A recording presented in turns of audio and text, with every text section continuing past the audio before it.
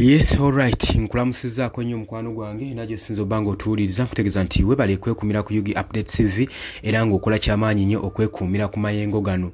Yes, mbakulisaayo nnyo obwakedde mwenna kansubire nti buli muntu ebintu bimugendera bulungi nnyo, abagenze ku chaachi abavuddeyo mwenna mbatumiddeko nnyo. Kakati nno Uganda Military Chief General Muhoozi Kainerugaba ali under heavy fire. Ali under heavy fire gwe mukwano gwange oluvannyuma lwa United States evuddeyo finally ne breaking a silence ku ebyo ebigenda maaso n'okulipotingibwa kutokyalinga ne ku illegal detentions ezigenda maaso okukolebwa kuba figures ez'okuludda olw'opposition mu ggwanga erya Uganda. Wenjogera bino mba ntegeeza ki nti Muhoozi Kainerugaba Chief of Defence Force ali under fire, ali ku pressure, ali ku katu oluvannyuma lwa United States of America okuvaayo neeruma ku mumwa neeboggolako kwebyo ebigenda maaso n'okubanga biripotingibwe biva mu ggwanga lya Uganda ebiri illegal, bayita illegal torturing, okutokyalinga okusukkulumye okuli mu mbenyi bw'amateeka n'okukwatibwa n'okusibwa kwa bannayuganda naddala abo bali ku ludda olw'opposition mu ngeri emenya amateeka. USA evuddeyo neeboggolako ku Muhoozi Kainerugaba ne gavumenti gwe mukwano gwange ali eyo ampuliriza. Njagala okutegeeza nti oli ku Yugi Update TV gwagala tweyungako kusaba genda wansi waliwo ekigambo subscribe okikoneko obeere ng'otweyungako kugamba nti weerabirako na mukadde kajja kuyambako kinene nnyo okulaba nga kakuleetera notification message okusobola okulaba ng'obeera alerted ku information yonna egenda maaso. Abali emitala w'amayanja mu diaspora Qatar, Oman, Dubai, USA, abali mu UK, abali South Africa, abali mu Canada, mu Asia, mbatumiddeko nnyo mwebale kwekuumira ku Yugi Update TV. Mbagaliza ekisinga kubanga nammwe mubeereddewo amayengo gano aga Yugi Update TV. Kakati nno USA kyekiviiriddeko okubanga evaamu omwasi ku bigenda maaso ensangi zino n'okubanga bannayuganda batuntuzibwa.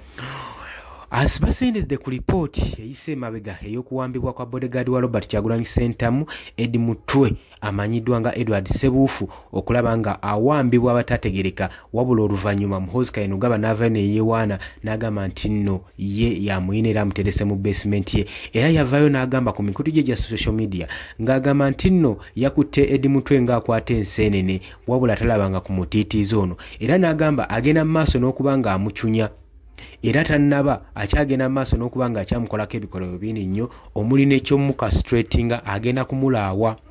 Era baavuddeyo nga bagamba nti nno yavaayo nga yeewaana ng'agamba nti Edi Mutwe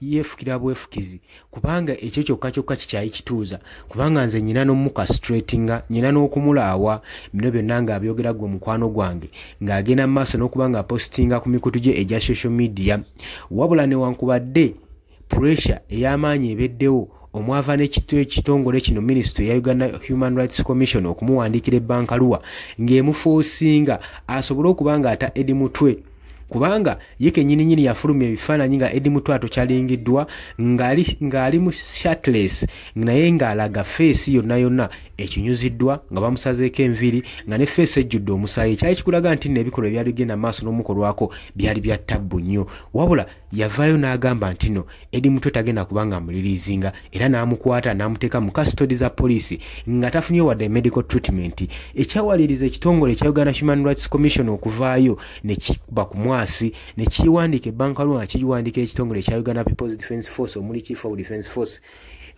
Muhoozi Kainerugaba okusobola okulaba nga baliriizinga Edi Mutwe yali akwatiddwa mu kaseera ako, kubanga ekitongole kyamuwandiikira nga kimugamba nti Edi Mutwe engeri gye wamukwatamu ye nnyini emenya mateeka, so n'okumulitaininga nga tafunye medical treatment era kimenya mateeka, wabula ebyavaamu tebyali birungi era n'essaawa zino bakyali kabwanango. Oluvannyuma lwa Muhoozi okumugamba nti taddanga mumuwandiikira bankaluwa zino ez'ekisiru era talowoozangako kutandika kutegeerera kitongole kino ekya UPDF kyo kyotegeerera era bakijja ebyobufuzi, era n'amugamba amuwadde last warning okubeera nga amuwandiikira warnings zino ez'enjawulo okubanga amutiisatiisa era ne Edi Mutwe tagenda kubanga amuta.